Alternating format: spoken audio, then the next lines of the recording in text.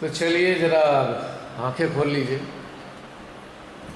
और बताइए क्या क्या अनुभव हुआ या हो रहा है। ले बेटा माइक ले ले।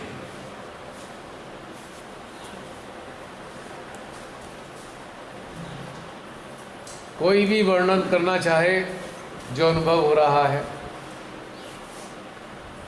हम पे लगभग 1-1.25 घंटे का समय है।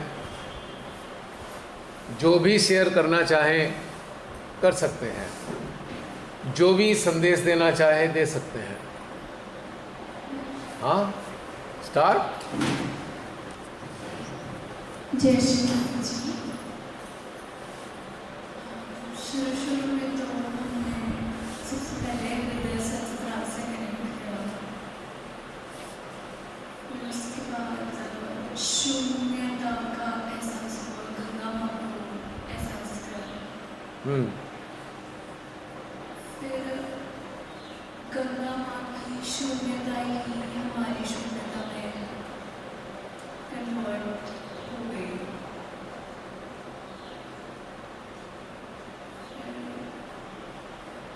मतलब कि ऑलमोस्ट पूरा सेशन इसमें था कि गंगा माँ तेरा तुझको ही है। बिल्कुल। फिर मलिनता देखने का प्रोसेस हुआ कि कोई कॉम्पिटिशन नहीं है, कोई हमारे अंदर बेटा थोड़ा जोर से बोल, थोड़ा सा। कोई हमारे अंदर कंपटीशन तो नहीं है, कोई हमारे अंदर किसी के प्रति हीन भावना तो नहीं है। तो जब गंगा माँ को अनुभव करते हैं तो कुछ दिखता ही नहीं ना, सब उसी के अंदर समा जाता है। तो बस उसको देखने का दिल ही नहीं कर रहा था कि कोई हम कंपटीशन देख के हमारे अंदर रह गया, कोई भावना देख के रह गया। बस उसी की शून्यता को अनुभव कर रहे थे। और फिर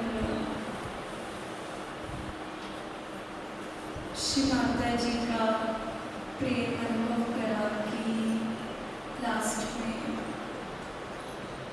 कि श्री माता जी हमारे हृदय में कैसे देख रही है हमें। वो तो बहुत अच्छा था कि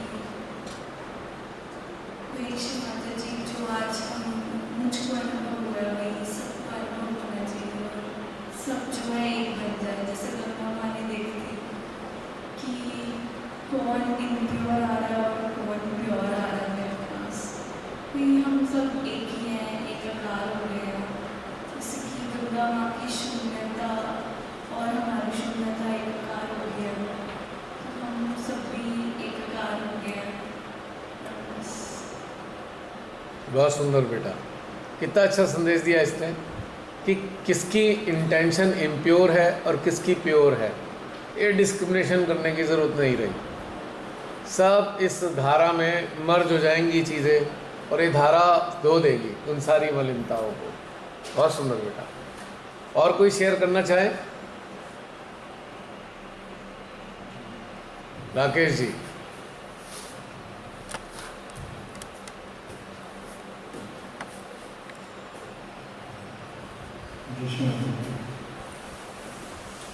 आज जैसा अनुभव हुआ पहले कभी नहीं हुआ।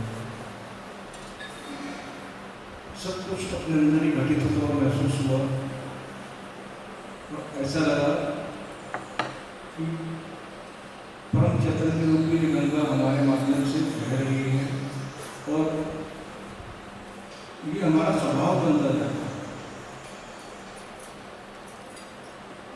हम इस पल को, इस मोमेंट को जी रहे हैं और हमेशा जीते रहे हैं, तो हमेशा दाता भाव बना रहे हमारा। इस संदर्भ में मैं यही कहूँगा, ज्योत से ज्योत जलाते चलो, प्रेम की गंगा बहाते चलो। बहुत सुंदर। हरिलाल जी कुछ कहना चाहेंगे? हाँ क्या? कोई बात नहीं। अरे आप शरीर से लेट आए हैं। सुनिए, आप शरीर से ही तो लेट आए हैं, चित्त से तो यहीं थे, वही बता दो। निर्विचार थोड़ा जोर से बोलिए, पास रख के। शून्य। बस कुछ कहना चाहेंगे? आज अभी जो ये दौर है, ये अंतिम दौर है, लास्ट का 1-1.25 घंटा बचा है। तो अब हम परसों से यहाँ पर हैं, ठीक है? हाँ, लगभग 8 बजे तक का समय हम पे है। यहाँ पे 8 से 9 के बीच में हम लोग तैयारी करेंगे, स्नान जो भी करना हो तैयार होके फिर ब्रेकफास्ट का टाइम हो जाएगा। तो ये जो 1.25 घंटा है, आप चाहे तो इस 2 दिन के बारे में बता सकते हैं, जो भी अनुभूति हुई हो, और जो ध्यान में शामिल हुए हैं अभी वो तो बता ही रहे हैं, वो भी बताएंगे। लेकिन आप अपनी अनुभूति चाहे तो इन 2 दिन की शेयर कर सकते हैं, जो हमारे व्यूअर्स हैं, जो यूट्यूब पर मौजूद हैं, उनके लिए और हमारे लिए भी।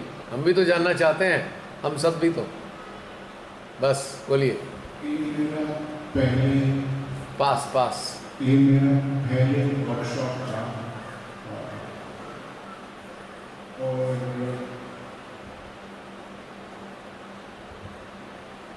पूना प्रतिष्ठान वगैरह पहले अटेंड किया था, क्योंकि मैं नया हूँ इस सर्च योगा में। और कोई ऐसी खास मेडिटेशन जैसा मेरे को नहीं लगा। और जो इधर हो रहा है मेरे जीवन में, कभी ऐसी अंदर से महसूस कभी नहीं हुआ, सच बोलता था।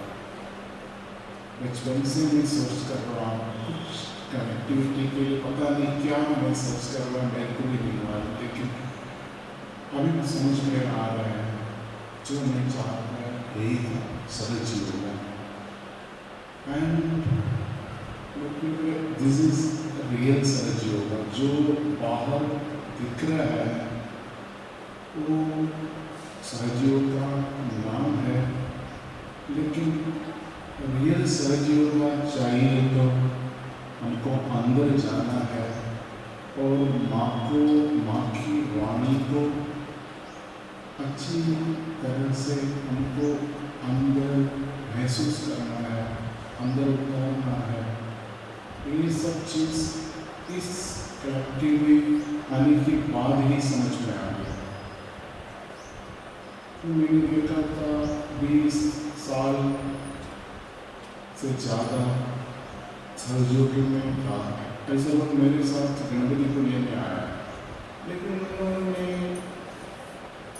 इतनी तड़प रहा था, उनके पास वो भूल गया लेमन लेके आने के लिए। वो इतनी तड़प रहा था, मेरा नेगेटिविटी हो गया, मैं उठ नहीं पा रहा। मैं सोची क्या हो रहा है, इतनी साल सर्च करने के बाद भी, और इतनी क्योंकि नींबू नहीं मिला कुछ ट्रीटमेंट करने के लिए। तो मैं सोचा ये क्या हो रहा है। फिर मैंने सब जगह देखा, माँ ने किधर किधर विजिट किया है, वो सब जगह मैंने जाने की इच्छा था। लेकिन मैं ये बोल सकता हूँ, ये करते जो हमको अंदर उतारने के लिए और सहज योगा को समझने के लिए सबसे अच्छा बढ़िया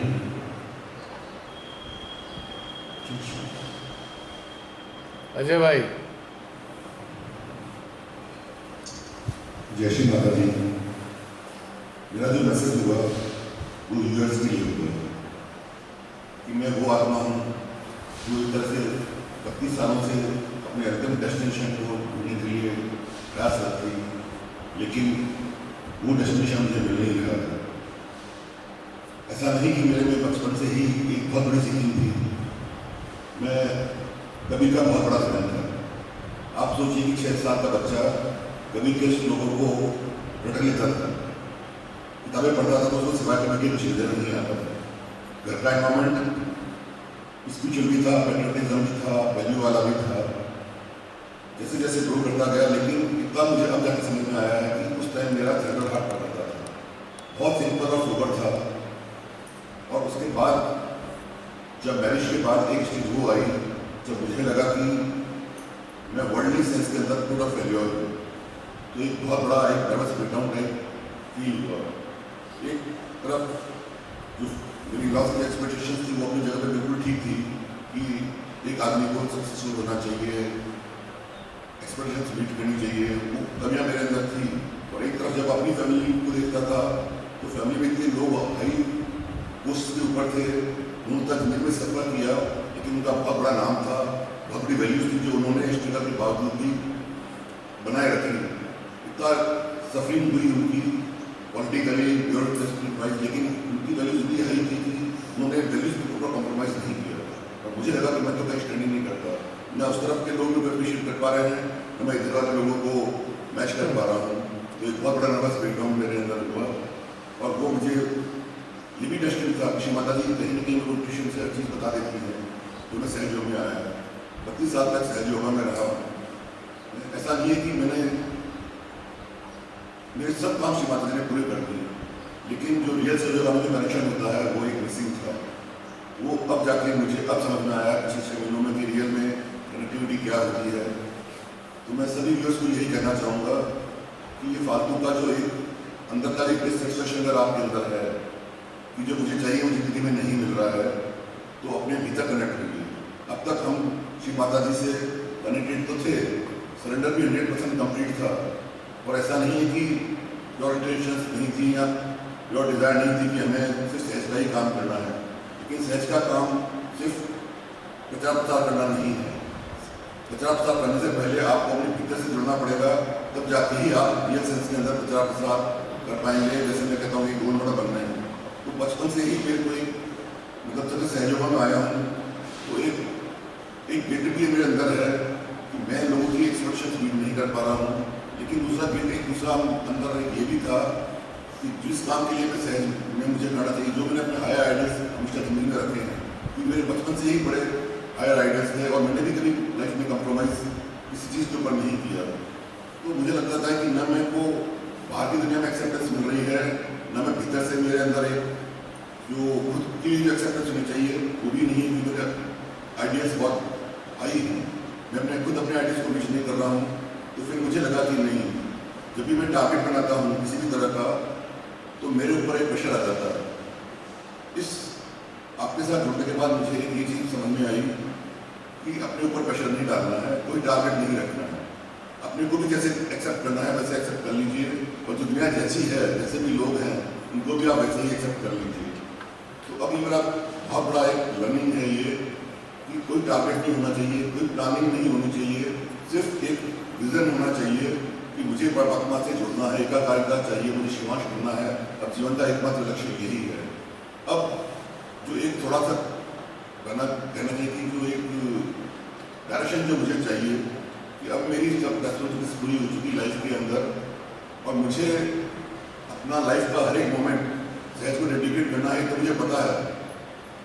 लेकिन एक जो बोलते हैं ना कि फाइनल ब्रेक थ्रू जो चाहिए, इस टाइम को मेरे को सहज के लिए कैसे यूटिलाइज करना है, ये मेरे अंदर एक मात्र अभी वो है, कन्फ्यूजन तो नहीं कहूँगा, ये भी श्री माता जी ने मैंने छोड़ दिया है कि ठीक है, ये सब कुछ आपके श्री चरणों में समर्पित है, हो सके जो सेवा आप मुझसे करा लेना। ये बचपन जब से मैं सहज में आया हूँ, आप यकीन मानिए दिन में कम से कम 100 बार इस सेंटेंस को मैं श्री माता जी को कहता हूँ कि हो सके जो सेवा हमसे करा लेना।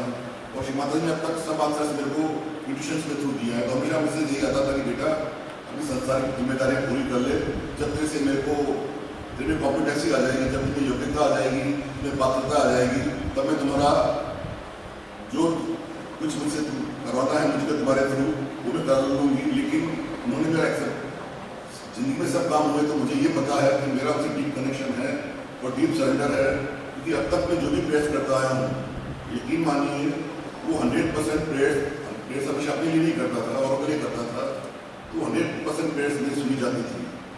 तो अब तक मुझे ये लगता था कि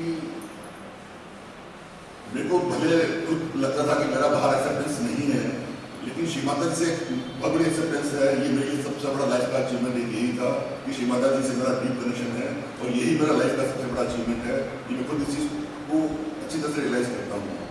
तो अब तो सिर्फ एक ही इच्छा जो है कि बस किस तरह से मैं सहज का प्रचार प्रसार करूँ।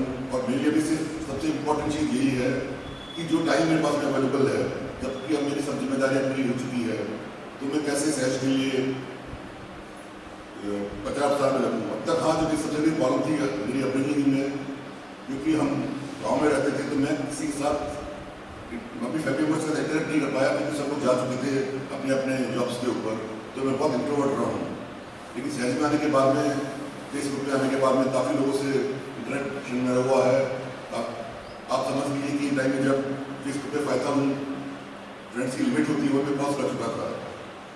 इतनी मतलब मेरे में अंदर थी कि इंट्रोवर्टनेस तो खत्म हो गई थी, लेकिन जो एक कनेक्शन होता है एक सहज के लिए कि आप सहज के लिए रियल काम कर रहे हो, वो चीज़ मेरे मिसिंग थी। तो मुझे आपका जब देखा मैंने आपको, तो मुझे लगा कि नहीं, मुझे इनकी जैसा बनना है।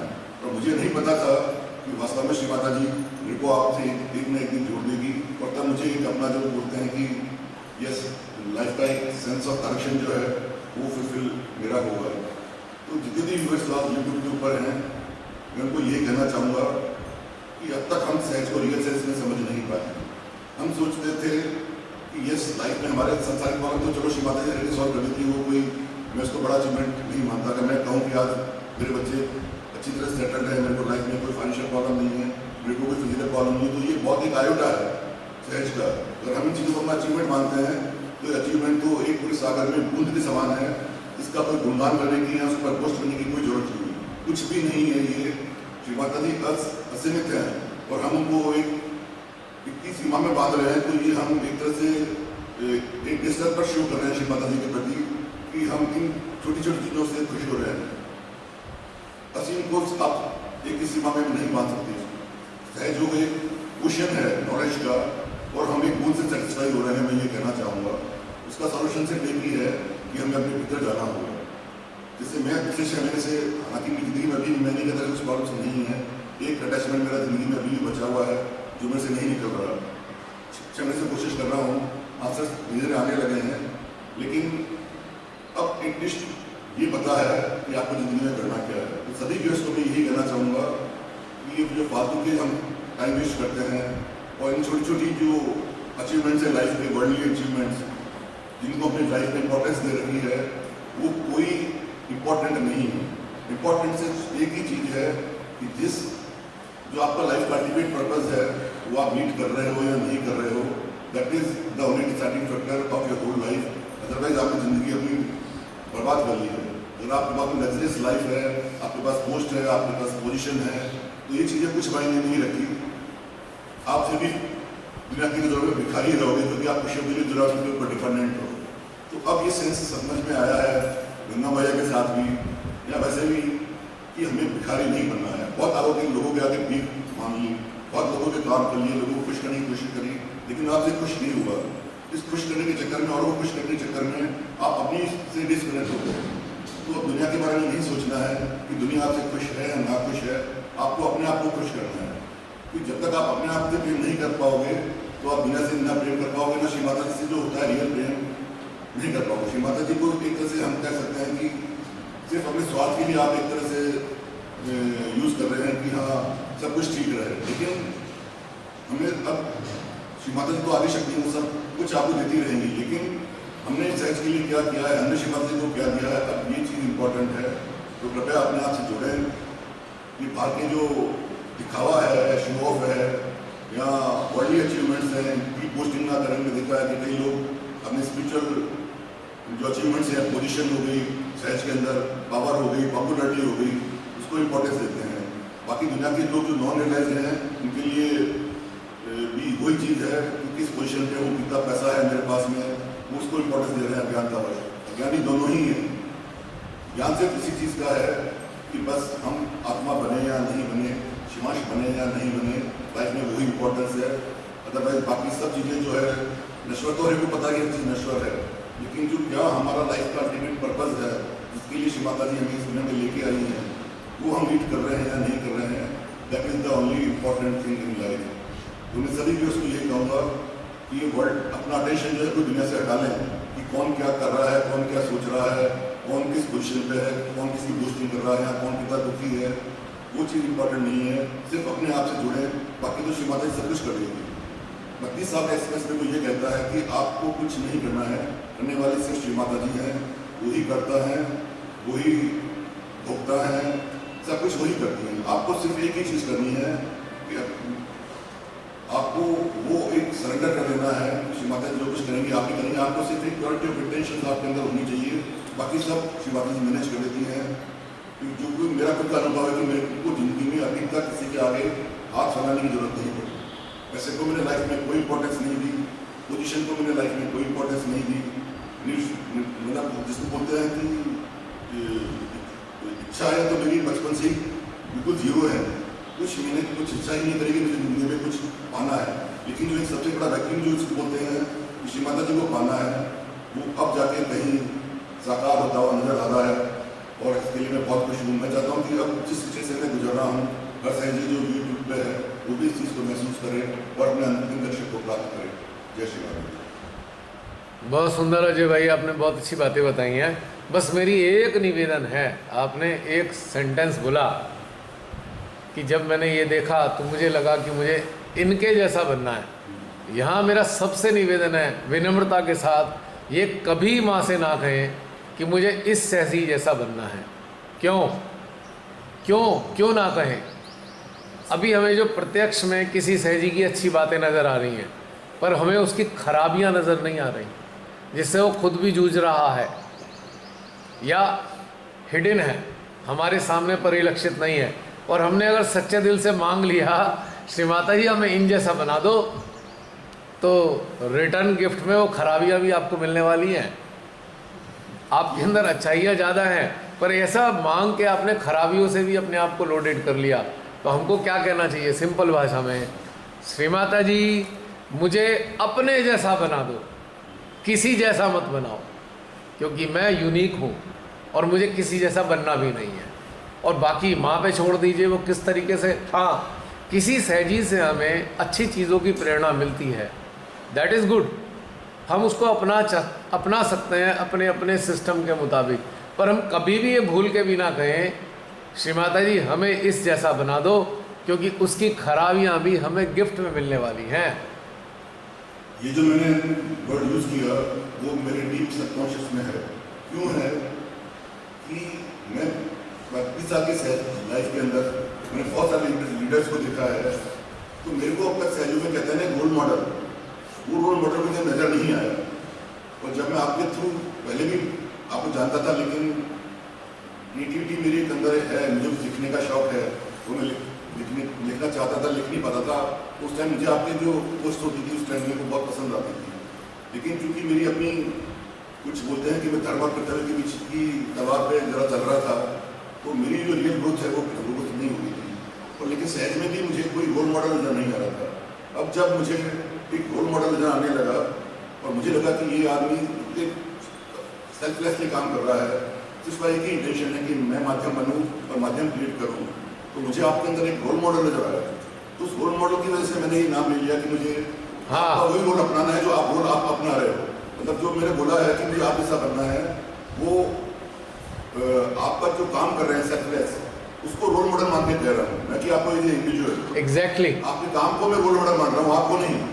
पर मेरे मुंह से निकल ऐसा गया इंटेंशन, तो गड़बड़ हो जाएगी ना, माँ तो अप्रूव कर देंगी एप्लीकेशन, फिर मुसीबत हो जाएगी। तो जो आप काम कर रहे हैं वो मेरा रोल मॉडल है, न कि आप। नहीं कहना चाह रहा हूँ, वो मैं समझ गया, लेकिन सवाल ये है कि हमने तो माँ से कह दिया माँ हमें इन जैसा बना दो, अब शुद्ध हृदय से कह दिया तो माँ ने कहा ठीक है डन। अब पता लगा ये हमारे अंदर खराबियाँ कहाँ से आने लगी। पहले तो ठीक ठाक थे हम, तो लगा दूसरे की जिसके बारे में आपने एक मान कर मांग लिया ऐसा बना दो, अब उसकी खराबियाँ भी आपके अंदर आनी शुरू हो गई। अब आप परेशान हो, पहले ही ठीक था, ये क्या मुसीबत आ गई। दूसरी बात, जो सामने वाला जिन स्थितियों में है वो स्थिति आपकी नहीं है, पर आपने मांग लिया तो वो स्थितियाँ भी आपके अंदर आने लगी। तो क्या होगा, वो स्थिति आपके जीवन में आने लगेंगी, फिर क्या होगा, क्या आपका स्थितियाँ हो सकता है उसकी इतनी नकारात्मक स्थितियाँ हो कि आपका सिस्टम झेल ना पाए, तो पर हमने तो मांग लिया। ये चीज़ से बचना चाहिए। हमारी ज़िंदगी में सेहत से संबंधित, जागृति से संबंधित रोल मॉडल आते रहेंगे, किसी ना किसी पहलू पे हमें मिलते रहेंगे, पर हमें कभी भूल के भी किसी से प्रभावित होके हमें ये कभी नहीं श्री माता जी से मांगना है कि माँ मुझे इन जैसा बना दो, क्योंकि श्री माता जी ने सबके हिसाब से उन्हें बड़े सुंदरता के साथ उनकी परिस्थितियों के मुताबिक धीरे धीरे उन्हें ढाल रही हैं। जैसे एक शिल्पकार होता है ना, अनगढ़ पत्थर को धीरे धीरे गढ़ता है। पत्थर की भी अनेकों वैरायटी होती हैं, जैसे पत्थर की वैरायटी और वैसे ही उस पर छेनी की चोट। अब एक बहुत हार्ड पत्थर है ग्रेनाइट, उसकी भी मूर्ति बनानी है तो उसकी चोट बड़ी तगड़ी होती है, और आप वो संगमरमर के पत्थर, ग्रेनाइट वाली चोट अगर आपको लगेगी तो आप बिखर के, टूट के बिखर जाओगे। अगर हमने ये मांग लिया तो हमको क्या करना चाहिए? माँ अपने हिसाब से हम जैसे हैं हमें अपने जैसा बनाओ, हमें किसी जैसा मत बनाओ, और अपनी इच्छा से बनाओ। रोल मॉडल से अगर हम प्रभावित होते हैं, उसके जैसे अभी आपने कहा कार्य अच्छे लगते हैं, दैट इज़ ओके, उसको हम अपनी लाइफ में एक्सपीरियंस करके देख सकते हैं। हम अपना कर देखेंगे, अगर ये कार्य ठीक लगते हैं, हमें हमारी चेतना के मुताबिक सूट करते हैं, तो हम उन पे चल सकते हैं, और उन पे चलकर उनके अनुभवों को अपने स्वयं के, मान लीजिए किसी रोल मॉडल के आपने कोई चीज़ अपनाई, कोई तौर तरीके अपनाए, उन पर चलकर आपने जो स्वयं के अनुभव किए हैं वो स्वयं के अनुभव आपको बांटने हैं, ना कि रोल मॉडल के देखे हुए अनुभव आपको जनता में बताने हैं, क्योंकि वो अनुभव आपके नहीं हैं, आपको अपने ओरिजिनल अनुभव बताने हैं। तो ये ज़रूर हमें करना चाहिए, वरना इट इज़ ए ब्लंडर। बस यही कहना चाहूँगा मैं। चलिए अजय भाई, बहुत अच्छा।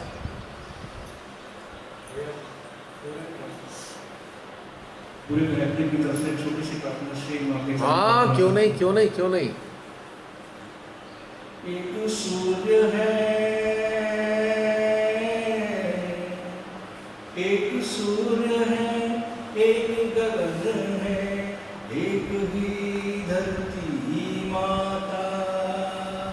दया करो माँ, एक बने सब, दया करो माँ, एक बने सब, सबका एक से नाता। राधा मोहन शरणम सत्यम शिवम सुंदरम, सत्यम शिवम सुंदरम। माँ सबको अपने से जोड़े रखो, सबको अपने नजदीक रखो, और मेरी प्रार्थना है कि सबका एक से नाता है तो आपसे सदा जुड़े रखें। बहुत सुंदर। और एक प्रार्थना और जोड़ लो, आपको एक थोड़ी सी बोल रहा हूँ। हे श्री माता जी, सबको सब जैसा बनाओ, किसी को किसी जैसा मत बनाओ। माँ जिसको आप जैसा बनाना चाहते हैं वैसा बना दीजिए, क्योंकि बच्चों को समझ नहीं है, जो सामने दिखता है उसके जैसा ही बनना चाहते हैं। ये नहीं जानते कि ये क्या है, आप जानती हैं, इसलिए आप उसको जैसा बनाना चाहती हैं वैसा बना दीजिए। हाँ, अब गुलाब का फूल कमल को देख रहा है, अरे कमल कितना सुंदर है, मैं तो इतना अच्छा नहीं हूँ, दुखी हो रहा है। और कमल का फूल कह रहा है, अरे ये गुलाब कितनी खुशबू बिखेरता है, मेरी तो खुशबू ही नहीं है। उधर चमेली को भी तकलीफ़ हो गई, अरे क्या मैं एक जड़ी बूटी के रूप में ही अपनाई जाती रहूँगी? क्या मैं पुष्पित नहीं होना चाहती? क्या मैं सुंदर नहीं दिखना चाहती? अभी झगड़ा शुरू हो गया। तो यही तो झगड़े से बचना है। सब सुंदर सुंदर अपने अपने स्तर के फ्लावर्स हैं, जिनकी अलग अलग पिक्यूलरिटीज़ हैं, क्वालिटीज़ हैं, अलग अलग सुंदर सुंदर फ्रेगरेंस है, स्वरूप है। क्यों हमें नाहक कंपटीशन में आकर हम एक दूसरे से प्रभावित होकर श्री माता जी से मांग बैठते हैं? और श्री माता जी मुस्कुरा के कहती हैं, बेटा तुझे तो गुलाब बनाया था, तेरी उपयोगिता अलग है। तुझे तो कमल बनाया था, तेरी उपयोगिता अलग है। और तू तो गेंदा है, तेरी भी उपयोगिता अलग है। काहे को वो एक दूसरे जैसा बनने के चक्कर में मेरी इच्छा के विरोध में जा रहे हो? Point to be noted. माँ ने जिसको जैसा बनाया, हमने प्रभावित होकर मांग लिया। अब कहीं ना कहीं हम माँ की इच्छा के विरोध में मांग रहे हैं ना उनसे। अब माँ अपनी इच्छा के विरोध में हमें कैसे देने वाली है? अब फिर उन्हें क्या करना पड़ेगा? अगर ऐसा मांग आएगी, अब शुद्ध इच्छा के साथ आ रही है वो मांग, तो श्री माता जी को महादेव बनना पड़ता है। माँ से वो श्री महादेव में परिवर्तित हो जाती हैं, कहती है तथास्तु। उसके बाद क्या हुआ है? महादेव ने जितने वरदान दिए उनका क्या हासिल हुआ? जो डिमांड से वरदान मांगे गए, प्राचीन काल में कथाओं के जरिए ये चीज़ समझाई गई कि उन्होंने जिद करके डिमांड से जो वरदान मांग लिए महादेव से, फिर उनका अंत क्या हुआ है ना, समझ में आती है ना। महादेव, और उधर नारद मुनि कह रहे हैं महाराज महाराज महादेव रुको रुको रुको। उन्होंने तो तथास्तु कह दिया। अब मुसीबत आ गई विष्णु जी की, अब संभालना तो नहीं पड़ेगा। जोड़ तोड़ घटा करके जैसे तैसे करके उन्होंने बचाया कि भाई महादेव तो बड़े भोले हैं, 2 मिनट में दे देते हैं। पर शायद देवों के देव महादेव को उनके साथ रहने वाले देवी देवता नहीं जानते। वो तथास्तु कहते हुए इनोसेंस में वरदान तो दे रहे हैं, पर साथ में भीतर भीतर मुस्कुरा रहे हैं, कोई बात नहीं, हर्ष तो तेरे को तेरा बता ही देगा। अब मैं तो वरदान देने के लिए बाध्य हूँ, क्योंकि तूने सच्ची भक्ति करके मुझसे वरदान मांग लिया, तो मेरे को तो वरदान देना ही पड़ेगा। किंतु वो वरदान तेरे लिए वरदान रहेगा कि अभिश्राप बन जाएगा, ये तू नहीं जानता। तो इसलिए मांगो वो जो हमारे अनुकूल हो। किसी को देखकर कभी कुछ मांगो, गड़बड़ हो जाती है, बहुत बड़ी गड़बड़ हो जाती है, क्योंकि उन अच्छाइयों के साथ साथ खराबियां भी हमारे साथ आ रही हैं और हम उसको झेलने योग्य नहीं हैं। अक्सर ऐसा होता है, हम उन खराबियों को संभाल नहीं पाते जो हमने मांग के प्राप्त कर ली हैं, फिर गड़बड़ हो जाती है शुरू में। अब हम सब मानव के रूप में हैं, किसी न किसी रूप में तुलनात्मक आधार पे अनेकों खराबियां हमें एक दूसरे की नज़र आ सकती हैं। बाद में नज़र हमारे अंदर खुद आने लगती है, ये क्या हो गया, ये तो मैं नहीं हूँ जो अंदर से आ रहा है। तो हमने तो फिर याद आया, ओहो मांग लिया, बस यहाँ गड़बड़ हो गई। तो इसीलिए मैंने कहा कि हमें अपने जैसा बनने का अगर मांग नहीं है तो अपने जैसा बनने की मांग करें और श्री माता जी की इच्छा के अनुरूप बनने की मांग करें तो ज़्यादा अच्छा है। अगर मांग नहीं है तो बस इतना ही कहना था जी। और कोई शेयर करेंगे? हाँ मिनी बहन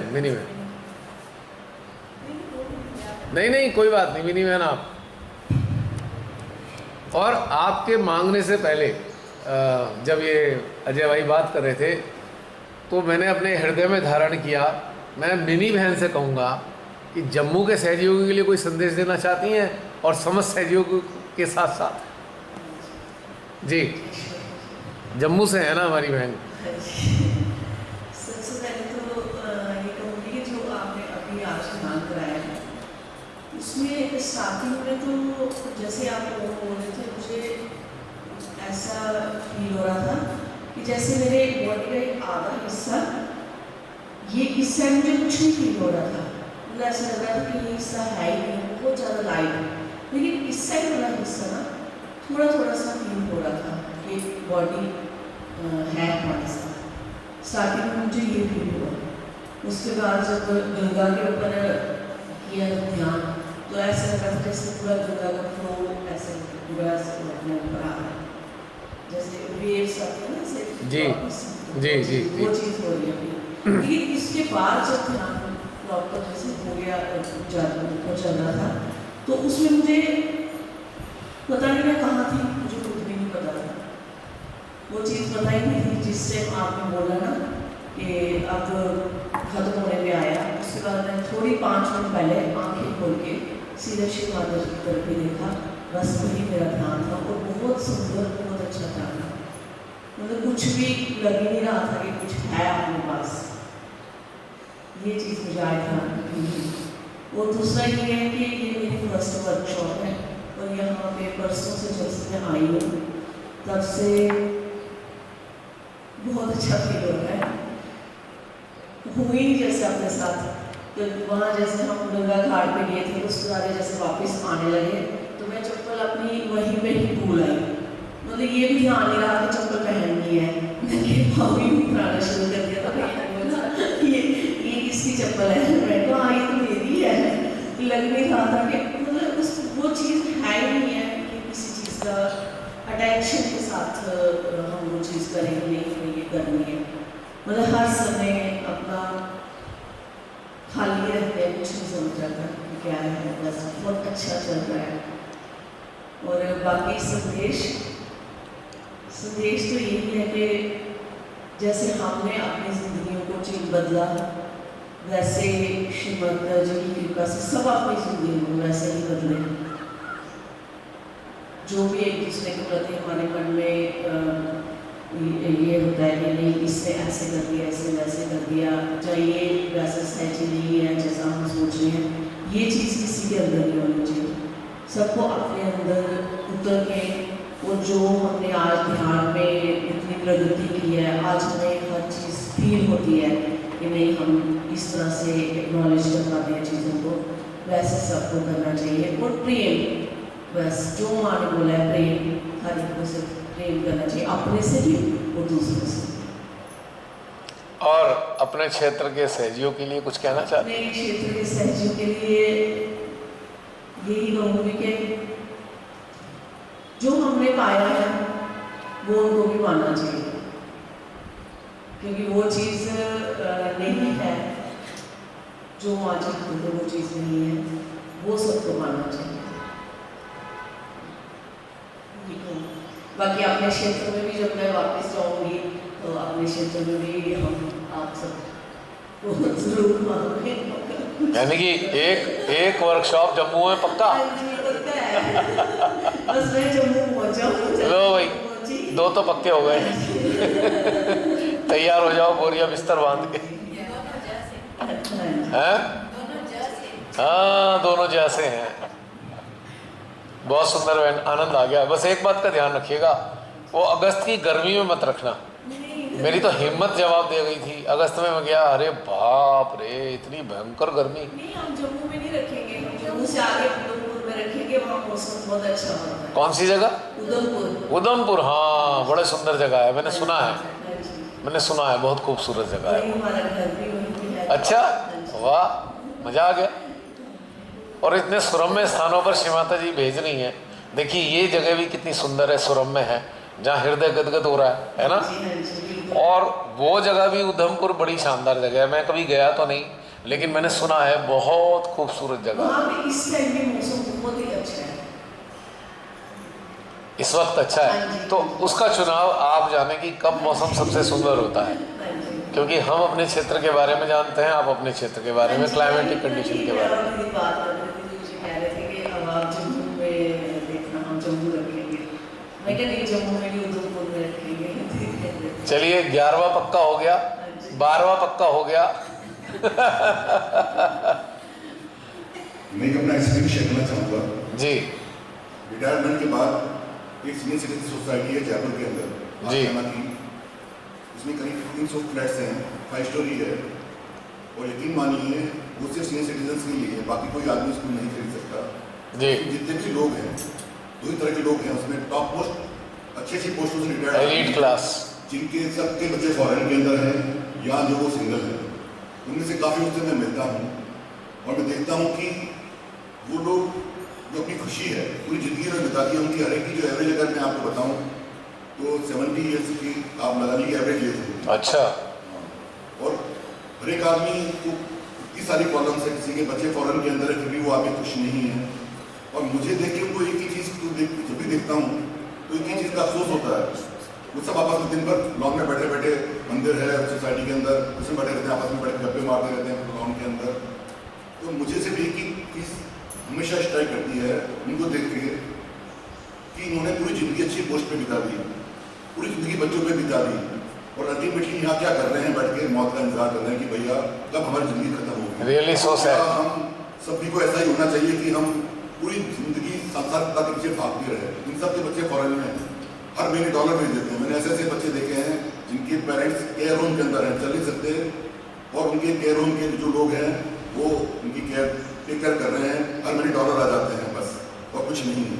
तो क्या हम इसी के लिए पैदा हुए हैं कि ज़िंदगी भर बच्चों के पीछे, संसार के पीछे भागते रहें और अल्टीमेटली मौत का इंतजार करते रहें? तब से मेरे अंदर एक चीज़ आई कि ठीक है, मैं अपनी लेवल बढ़ा के इन लोगों को भी बताने की कोशिश करूँगी, ठीक है आखिरी स्टेज अगर आपकी है तो ज़िंदगी के मायने क्या हैं वो उनको जरूर एक बार बताऊँ। इसलिए मैंने कहा कि मैं यही सोच रहा था कि एक बार जयपुर में प्रोग्राम हो जाए, मैंने आपको इसलिए लिखा था कि और फिर इन लोगों को मुझे लगता है कि वो लेवल मेरा नहीं है कि इन सब लोगों को सहज बताऊँ, तो आपको बुला के एक प्रोग्राम वहाँ भी कराऊँ कि सोसाइटी के अंदर ही, और बताऊँ इन लोगों को कि भैया अभी ज़िंदगी बची हुई है, जितनी भी साल आपके बचे हुए हैं, कृपया करके परमात्मा से कनेक्ट हो जाइए, परमात्मा को जान लीजिए। अभी तक मुझे लगता है कि सब लोग जो हैं, नॉन संसारिक जो है, वो परमात्मा को जानते हैं, परमात्मा को मानते हैं, लेकिन परमात्मा से जुड़ा कोई नहीं है। परमात्मा को मानना अलग चीज़ है, जानना अलग चीज़ है, लेकिन परमात्मा से जुड़ना एक बिल्कुल अलग अनुभव है जो किसी को नहीं है। तो आपकी ये इच्छा है अगर, तो उसी दौर में रख लीजिएगा। हाँ, उसी बात में बस एक दिन का हो जाएगा आपकी सोसाइटी में प्रोग्राम। मिनी बहन, हाँ जी, वो बोल दो जो रह गया था। आप सबकी बोली हुई बातें कितना प्रभाव डालती हैं, इसका प्रत्यक्ष प्रमाण आप स्वयं महसूस कर चुके। जब आप स्वयं इनको महसूस करके जुड़े, तो इसीलिए अपनी जो अंदर की सत्य अनुभूतियां हैं उनको हमेशा शेयर करें, ताकि आप जैसी आप जुड़े हैं, अन्य लोग भी अपने अंदर की वो जो तीव्र अभिलाषा है ट्रांसफॉर्म होने की, उसको पूर्ण करने के लिए घटनाक्रम बना सकें। हालांकि ये सारा घटनाक्रम श्रीमाता के द्वारा घटित होता है, हम लोग तो निमित्त मात्र हैं, माध्यम के रूप में नज़र आते हैं हल्के फुल्के, लेकिन घटनाक्रम तो उन्हीं का है, चैतन्य उनका है, धारा उनकी है, स्थितियाँ उनकी हैं, अरेंजमेंट उनके हैं, तो हमारा तो है ही कुछ नहीं। बस हम निमित्त मात्र उनकी इच्छा को मूर्त रूप में पूर्ण करते दिखाई देते हैं, लेकिन वास्तव में वो अपनी इच्छा को स्वयं पूर्ण कराती हैं। तो इसीलिए शेयर करने से कभी पीछे ना हटें। यही नहीं, आप किसी भी कलेक्टिव में हो, खुल के शेयर कीजिए अपनी बात, बिना किसी ये सोच के कि भैया वो उसको बुरा तो नहीं लग जाएगा, भैया उसको बुरा लगे अच्छा लगे, ये सोचना हमारा काम नहीं है। हमें तो सत्य का प्रवहन करना है, सत्य का प्रवाह हमारे माध्यम से अगर हो रहा है, और सत्य का प्रवाह कैसा सत्य है, जो हमने वास्तव में अपने भीतर अनुभव किया है, किताबी स्तर पे नहीं। किताबी रूप में सत्य का प्रवहन की बात नहीं करेंगे हमने जो अपनी नसों नाड़ियों में, अपनी आत्मा में, अपनी जीवात्मा में, अपनी चेतना में, अपनी समस्त ज्ञानेंद्रियों में अनुभव किया, उस सत्य को हमें आगे बताना ही चाहिए, उसमें कभी कंजूसी नहीं करनी चाहिए। बस इतना ही कहना था। जी बहन, बस यही चीज जो मैंने बोली, यही सब बस बाकी सबको भी। मैं तो वैसे ही मजाक कर रहा था, मेरे लिए कोई अलग अलग क्षेत्र वाले नहीं होते, मैं तो एक वैसे एक नॉर्मल में बोला। जो भी सीकर्स हैं, जो भी कुछ पाना चाहते हैं, वो कहीं के भी होंगे, वो सीकर हैं। अब ये तो ऐसे जिस भाव में मैं बोल रहा था, मान लीजिए एक आयोजन होता है विदेश में, तो उस जगह पूरी दुनिया से लोग आते हैं, तो वहाँ पे फिर जो अनाउंसर हैं वो अनाउंस करते हैं, जी भारत से आए हुए लोग भारत के लिए कोई संदेश देना चाहते हैं। इस वाले भाव में मैंने कहा है। वो भेदभाव करने के लिए नहीं है, एक उसको एम्फेसाइज किया उस पिक्यूलरिटीज को, कि अलग अलग देशों की एक खासियत होती है, उस खासियत से जुड़े हुए लोग हैं, उनके लिए कोई संदेश, तो ये वाली चीज़ थी। भेदभाव करना तो मुझे समझ में आता ही नहीं। सारे सीकर एक हैं, मैं कह रहा हूँ जो सहज में भी नहीं जुड़े वो भी सीकर हमारे हैं और हम उनके हैं। जी हो गया, चलिए और कोई संदेशा दे देंगे। जय श्री माता जी। मैं 3 साल पहले वहाँ मिली, मुझे तो कुछ बातें लगी जो अंदर तक, जैसे मैं अभी आज आ रही थी कि माँ ने जैसे बोला था कि मैं तुम्हें ध्यान में मिलूंगी। मैं मतलब मेरे को ये वाली बात बस पकड़ ली थी कि माँ को मिलना है तो ध्यान में मिलना है, और वो वहाँ मिल नहीं रहा था, बाहर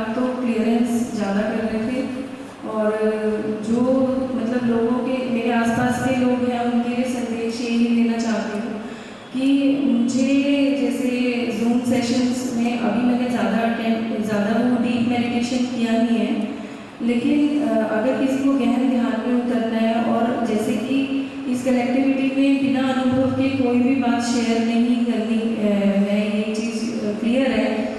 और यही हमारी डेप्थ को बढ़ाएगी कि हमें कुछ भी अनुभव के बिना शेयर नहीं करना है। तो मुझे मतलब अभी लगता है कि बहुत अभी ज़रूरत है डेप्थ की, और मैं सही रास्ते पे हूँ।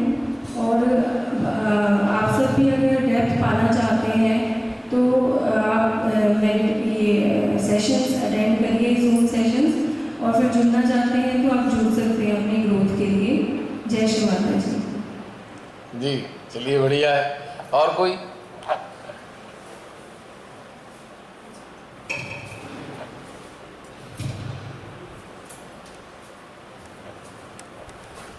जय श्री माता जी। मैं अपना अनुभव आज के ध्यान का शेयर करना चाहती हूँ।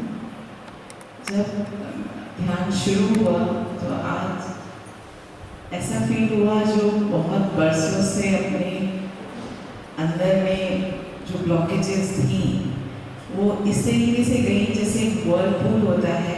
माता जी ने अपनी वॉशिंग मशीन चला दी और मेरे अंदर में जितने भी ब्लॉकेजेस थे वो ऐसे निकले, गंगा मैया जैसे अंदर में आई और इस तरीके से अंदर से सफाई, इस तरीके से अंदर से क्लीनिंग, और मेरा उत्थान शुरू हुआ। जैसे मुझे लगा कि आज एक अलग ही अनुभूति और उन्नति प्राप्त होगी जो बहुत समय से मैं ढूंढ रही थी, और वाकई में वो फील हुआ। और जब सबके हृदय से जुड़े तो ऐसी एनर्जी थी, इतनी ज़बरदस्त एनर्जी थी जो कि ऐसा लग रहा था जैसे मैं अपने सिस्टम में एब्जॉर्ब नहीं कर पाऊँगी। लेकिन धीरे धीरे शिव माता जी मुझे उसमें सेटल कर रही थी कि ये सभी को ज़रूरत है अपने शून्यता को पाने के लिए। ये वाला अगर हम नहीं पाएंगे तो हम अपने अंदर ही स्ट्रगल करते रहेंगे। तो आज ऐसा हुआ जैसे अंदर से जो बहुत पहले से ढूंढ रही थी वो मिल गया, और बार बार माँ को कृतज्ञता और आभार निकल रहा था कि माँ ये जो जर्नी आपने दी है ये बहुत सुंदर है, और इसी में और सबके ऊपर चित जा रहा था जो ढूंढ रहे हैं लेकिन समझ नहीं पा रहे हैं। हम उनको समझाते हैं कि अपनी अंदर की इच्छा को जानो कि क्या है, क्या करना चाहते हो, डिवाइन क्या आपको गाइड कर रहा है, उसके अकॉर्डिंग चलो। लेकिन ज़्यादातर इंसान अपने इमोशनल कॉइल में ही फंसा रहता है और हमेशा उन्हीं के पीछे कि नहीं ये शायद अभी मेरा समय नहीं आया, इसे कह के बार बार टाल देता है। और यही एक अपनी एक एक्सक्यूजेस भी बना देता है कि शायद मैंने अच्छे कर्म नहीं करे होंगे या मेरा भी समय नहीं आया होगा, इसीलिए अभी शायद मैं भी बहुत दूर हूँ, जिस दिन आएगा तो शायद मैं अपने आप से मिल जाएंगे। लेकिन हम जैसे कोई ना कोई हमारे लिए भी माध्यम बना है तो हम उस माध्यम को नहीं जान पा रहे कि वो हमारे लिए कितनी अच्छी इंटेंशन से हमें वो गाइड करना चाह रहा है। तो अगर हमने थोड़ा सा भी जरा सा भी कनेक्ट कर लिया कि जो माध्यम बन रहा है, जो हमारे लिए सोच रहा है, जो अनकंडीशनल लव दे रहा है, शायद वो डिवाइन ही दे रहा है उस माध्यम के थ्रू कि आप अपने आप को जानो और बदलो। और क्यों बदलना है इस चीज़ को भी जानना है कि उससे हमारा ही उत्थान है।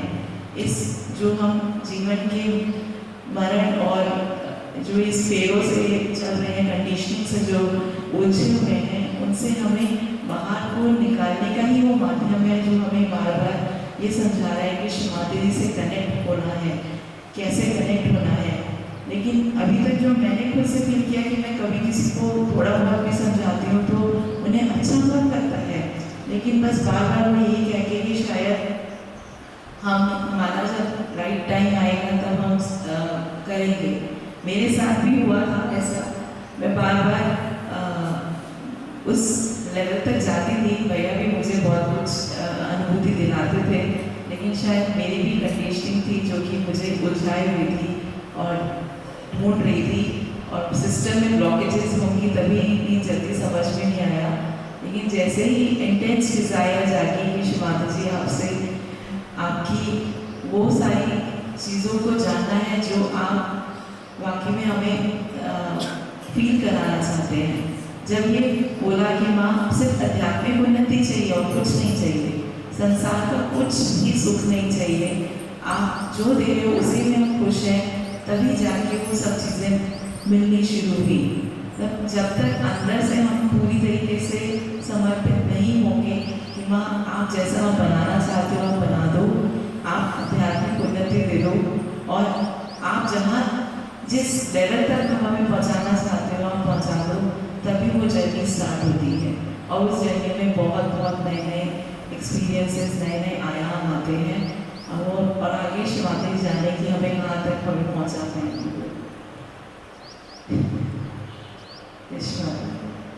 बहुत बढ़िया।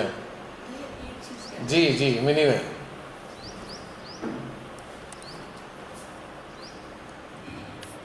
ये एक चीज़ कहना चाहती हूँ अपनी क्रिएटिविटी के लिए कि जैसे मैं जब यहाँ आई तो सारे आते जा रहे थे, कुछ पहले से बैठे हुए थे, तो ये नहीं फील हो रहा था कि हम इनको जानते नहीं है, पहले से देखा नहीं है। ऐसे लग रहा था कि मेरी सालों से मिल रहे हैं, मैं पहली बार नहीं आई हूँ यहाँ पे, मैं तो बहुत बार आ चुकी हूँ यहाँ, इन सबको मैं जानती हूँ, हृदय से जानती हूँ। ये चीज़ मुझे बहुत फर्स्ट डे से ही, और जब यहाँ आने का बन रहा था ना, वही शायद कहते हैं कि अगर डिज़ायर आपकी सच्ची हो, मन से हो, तो शिव बाबा जी शायद उसमें हेल्प करते हैं इंसान की। मेरी इस आने तक की जो जब आपने डाला था ग्रुप में, वहाँ तब से लेकर अब तक मुझे किसी भी चीज़ में ना नहीं हुई, लेकिन वो हर चीज़ पॉजिटिव ही हुई। इन्होंने भी कहा जाओ, कोई आया नहीं कि अभी किसने आना था, जब कुछ जैसे हमारे पास खाना आते रहते हैं घर वाले, किसी का आने का प्रोग्राम नहीं था, कुछ मुझे हर चीज़ पॉजिटिव होती गई, और वो पॉजिटिविटी के साथ में यहाँ पहुँच गई, मुझे पता ही नहीं चला। जानते हैं हमारे भीतर में अच्छे कार्यों के लिए ना कौन बोलता है? Conditioned mind.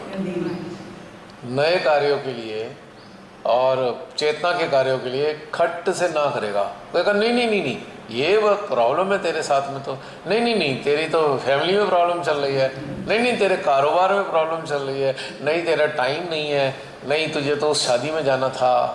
ये माइंड है। जब इसे आप न्यूट्रलाइज कर लेते हैं तो अरे ना नहीं कहता, ये भी कहता हाँ जाओ। और सब जगह से हाँ, बच्चे भी मम्मा जाओ, ये कोई नहीं, आपको किसी चीज़ की जरूरत होगी जाओ, मतलब मैं ये सोच रही थी कि कोई ना का वर्ड तो आया ही नहीं, समझी, ये हुआ ही नहीं कि मैं नहीं जा पाऊँ, ये दिमाग में आया ही नहीं है। क्योंकि ना हम खुद अपने अंदर इम्प्लांट करते हैं, फिर वो एक्सप्रेस होकर हमारे सराउंडिंग में जाती है, उनके अंदर घुसती है, फिर उनके मुंह से ना निकलती है। यदि हम इम्प्लांट ही हाँ करेंगे तो उनके अंदर से भी हाँ आएगी। और वैसे भी अब वो जान ही चुके हैं, हाँ कहो या ना कहो, इन्हें तो जाना ही है।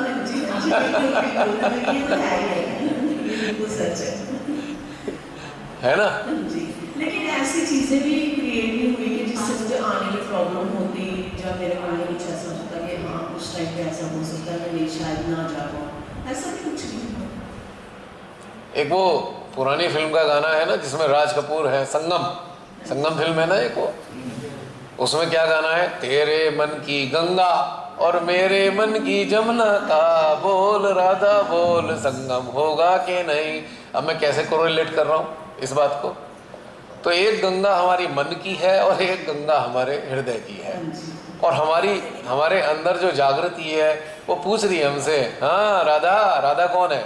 हमारी सोल या चेतना कह लो, चेतना राधा है, तो हमारे अंदर की जागृति चेतना से पूछ रही है, बोल राधा बोल, संगम होगा कि नहीं? मन की गंगा, मन की जमुना और मन की गंगा, कुछ भी समझ लो, उनका एक मिलन हो जाता है, तो फिर हाँ और केवल हाँ होती है सही कार्यों के लिए। ना नाम की तो कोई चीज़ नहीं होती, क्योंकि ना तो कंडीशनिंग से आ रही है ना, अनेकों कंडीशनिंग हमने चिपका रखी हैं, वहाँ से ना प्रकट हो रही हैं। फिर हम बड़े सोफिस्टिकेटेड वे में कहते हैं, ओह नहीं बड़ी प्रॉब्लम है मेरे साथ में, सोफिस्टिकेटेड वे में कहते हैं, बड़े प्यार से कन्विंस करते हैं, नहीं ना हमारी फैमिली में ना थोड़ी सी ये दिक्कत है, हमारे यहाँ ना किसी की डेथ हो गई है, 2 महीने पहले हुई थी, नहीं ना, हमारे यहाँ ना जाते नहीं है। अच्छा, खाना खाना बंद कर देते हैं 2 महीने तक, सामान बाजार से लाना बंद कर देते हैं क्या? क्या घर की ज़रूरत का सामान नहीं लाते? क्या अचानक से उस बीच में कोई शुभ कार्य पड़ गया, क्योंकि वो रिश्तेदार तो इस बात को मान नहीं रहे कि 2 महीने तक शोक मनाना है, तो क्या हम उस शादी में नहीं जाते हैं? पर हम सद कार्यों के लिए तुरंत ना आएगी, हमारे परिवार के लोग कहेंगे जी 2 महीने तक नहीं जाते।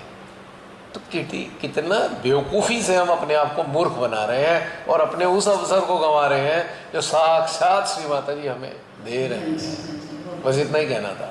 तो याद रखना, ना हमेशा कहाँ से आती है और हाँ हमेशा कहाँ से तैर रही होती है।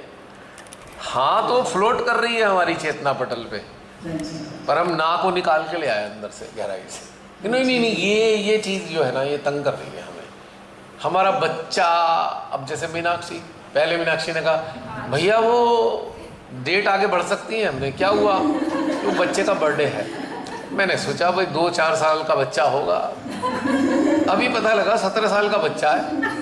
कमाल है, 17 साल के बच्चे तो माँ बाप को पास नहीं फटकने देते अपने बर्थडे में। तुम उस चक्कर में कहाँ फंस गए?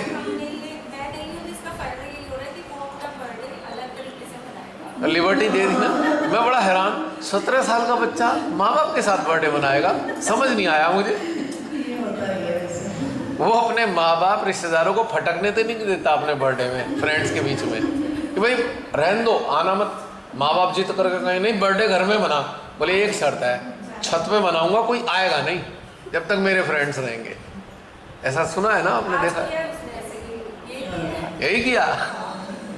दादाजी का भी बर्थडे तो उसने बोला कि नहीं वो नहीं आएंगे, मैं अपने फ्रेंड्स के साथ। वाह भाई दादाजी, अब छोड़ दो उसका पीछा। हर साल वो आते हैं, फिर दोनों का इकट्ठे बनता है। चलिए बस इतना ही कहना था जी। मैं चीजें बोल रही थी, ये सारी चीजें अपने आप अच्छी होनी शुरू हो जाती हैं। हाँ, मुझे तो पता ही चला स्टार्टिंग से।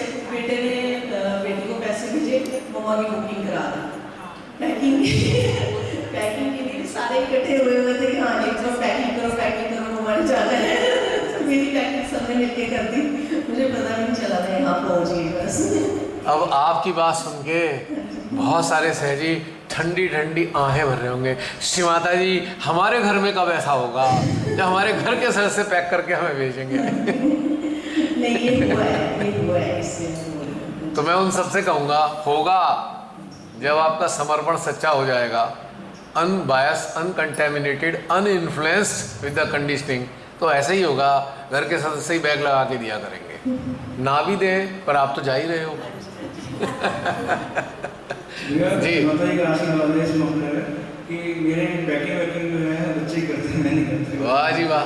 और जो आपने बात बोली कि भाई क्या नाम है उसकी, कि भाई लोग कैसे होती है, घर को डेथ होगी तो कैसे जाएंगे, तो उसके संदर्भ में मैं थोड़ी सी अपनी जीवन की घटना शेयर करना चाहूँगा। बिल्कुल। 8 नवंबर को नोटबंदी हुई थी जी। 25 नवंबर को मेरी बेटी की शादी थी, भोपाल में जाकर हमें शादी करनी थी, और 22 नवंबर को मेरी मदर की डेथ हो गई थी। ओहो। रिजर्वेशन हो चुकी, 30 तारीख को हमें ट्रेन पकड़नी है, 22 तारीख को हमारी मेरी मदर की डेथ हो गई। तो अगर डेथ हो गई, डेथ नहीं जाती तो मैं शादी में नहीं करता, ये शादी नहीं करता। समाज वालों ने भी ये कहा कि भाई लड़की की शादी के केस में या जो डिसाइड हो चुके हैं, कार्ड बढ़ चुके हैं, जो भी कुछ हो चुका है, तो उसको हम रोक नहीं सकते, इसलिए आप जाइए। बाकी सबने सब कुछ संभाल लिया, रिजर्वेशन थी हमारी, हम लोग गए और बेटी की शादी करके आ गए। भाभी को यहाँ छोड़ के गए थे हम, भाई कोई मिलने जुलने आएगा, तो एक भी बंदा मिलने नहीं आया। क्यों नहीं आया? क्योंकि आपके घर में शादी हो गई, शुभ काम हो गए, तो इसलिए शोक तो खत्म हो गया। बिल्कुल, कोई भी मिलने नहीं आया। कमाल है यार, जो कर रहे हैं वो शोक मान नहीं रहे, बाकी लोग शोक माने पड़े।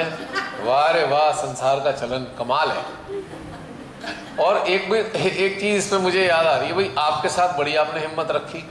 एक तरफ हमारे प्रधान सेवक ने नोटों की हत्या कर दी, एक तो इतना बड़ा शोक, उसके बाद ये शोक, तो दो शोक आपके जीवन में आए।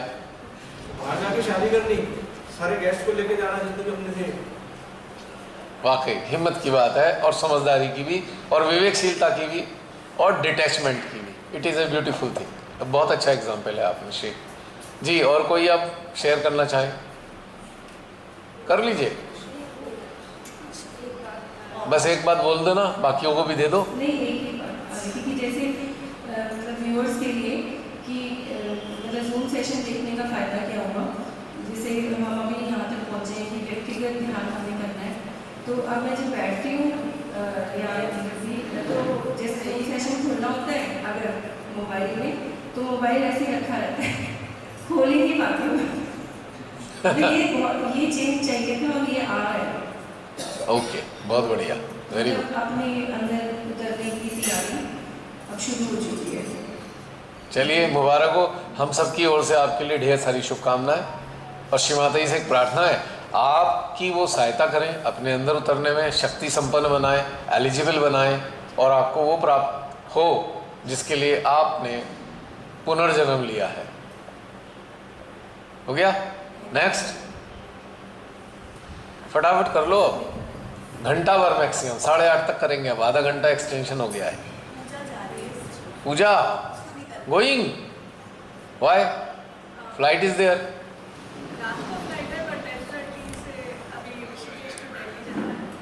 हाँ, तो शाम तक पहुंच जाओ। कितने बजे? रात की 10:30। अच्छा अच्छा अच्छा अच्छा अच्छा अच्छा अच्छा अच्छा। चलिए चलिए, इसमें हम तो नहीं रोकेंगे, आपका अपना प्रोग्राम है, तो प्लीज़ शेयर समथिंग।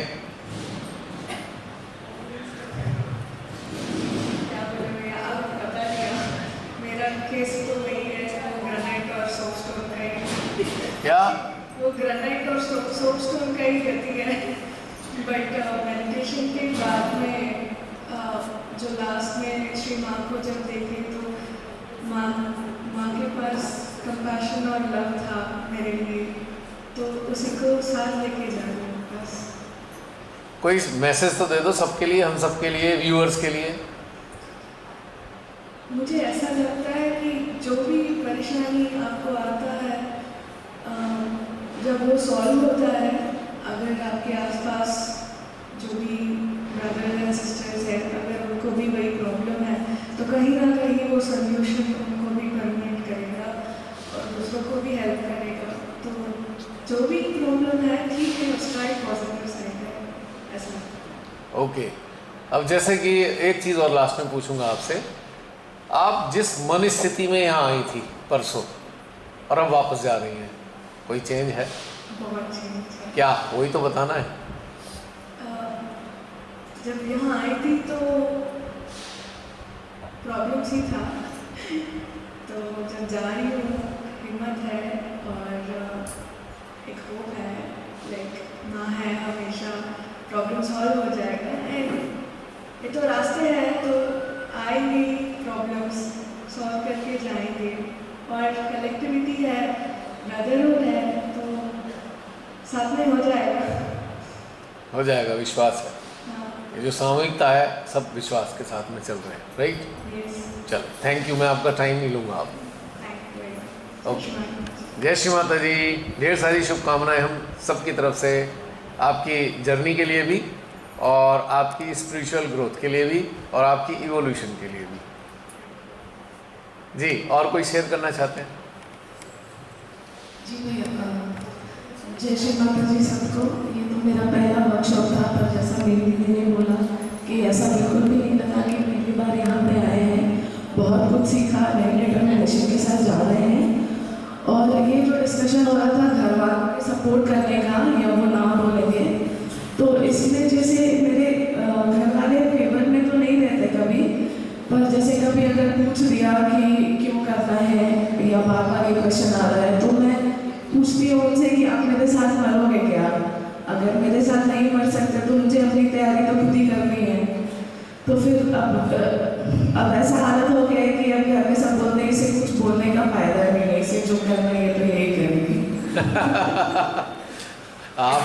आप उनको उनकी मृत्यु स्मरण करा देते हैं। उन्हें तो डर लगेगा ही भाई। हाँ, जैसे फ्लाइट में भी जब हम आ रहे थे और मौसम खराब हो गया था, तो जैसे मेरी कज़न मेरे बगल में बैठी हुई थी, तो उन्होंने मुझे बहुत कस के पकड़ लिया। हाँ। तो मुझे हंसी आने लगी। मैं बोली मरना तो है ही, ऐसे मरना होगा तो मर जाएंगे, 6 लोगों का श्राद्ध हो जाएगा एक साथ घर में। तो उसके 6 लोगों का श्राद्ध। उसके बाद जब मौसम थोड़ा ठीक हुआ तो उन्होंने मेरी मौसी बगल में बैठी हुई थी, बगल वाले लोग ने उनको बोला देखो ये कैसे बातें करती है। तो मौसी ने बोला कि अरे ऐसा कैसे हो जाएगा। बोले क्यों, मरना होगा तो मर ही जाएंगे। तो उन्होंने बोला ऐसे कैसे मर जाएंगे, ऐसे तो नहीं मरता है कोई। बोले आपको पता है कैसे मरेंगे। उसके बाद से ऐसी बातें मेरे साथ कोई करता ही नहीं है कि हम जहाँ जाना है जाओ, कुछ पूछेंगे ऐसा बोलेंगे जो बुरा लग जाएगा। इसीलिए जाओ। और अभी जैसे यहाँ आ रहे थे तो जब फ्लाइट से आ रहे थे तो ये चिंतन चला कि मतलब फ्लाइट में सबसे ज़्यादा सीट बेल्ट लगाने या खतरा तब बोला जाता है जब हम टेक ऑफ करते हैं और लैंड करते हैं। तो अभी भी जब शुरू में हम ध्यान में गहन होने की कोशिश कर रहे थे तो बहुत सारे डिस्ट्रैक्शंस आते थे, बहुत मुश्किल से ध्यान लगता था, या फोकस हमेशा यही रहता था कि विचार ना आ जाए। धीरे धीरे करके विचार अपने आप समाप्त होने लगे। आज के ध्यान में तो विचार बिल्कुल भी नहीं है, पास आए ही नहीं। पर अब हमारे लैंडिंग का समय आ रहा है, हम चोटी की तरफ जा रहे हैं, तो हमें और केयरफुल रहना है कि इतने ऊपर पहुंच के हम ऐसी कोई गलती ना कर दें, या बहुत केयरफुली ऊपर जाके पहुंचे ताकि हम जिस पर्पस के लिए चले हैं वो फुलफिल हो सके। यही एक स्टेटस और होता है फ्लाइट में, जो बड़े प्यार से एयर होस्टेस की आवाज़ आती है, कृपया अपनी सीट बेल्ट दोबारा बांध लें, टर्बुलेंस होने जा रही है। और तब लोगों का दिल थरथराता है। खिड़की के पास वाले यूँ झाँक के देखते हैं, 35,000 फीट ऊपर तैर रहे हैं हम हवा में, और यहाँ टर्बुलेंस में कुछ हो गया तो कहाँ जाएंगे। तब बड़ा डर लगता है ना, कि अब क्या होगा। अब उतर भी नहीं सकते कि भाई प्लेन छोड़ के निकल जाओ वहाँ से, कि रुको रुको रुको, हमें उतरना है डर के मारे। अब जैसे कोई हमारे संपर्क में आता है, वो कहता है चलो भाई आप कहाँ जा रहे हो, वहाँ जा रहा हूँ, चलो मैं छोड़ देता हूँ वहाँ तक, चौक तक।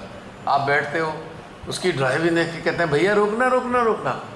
हाँ, मुझे काम याद आ गया, मुझे यहीं उतरना है।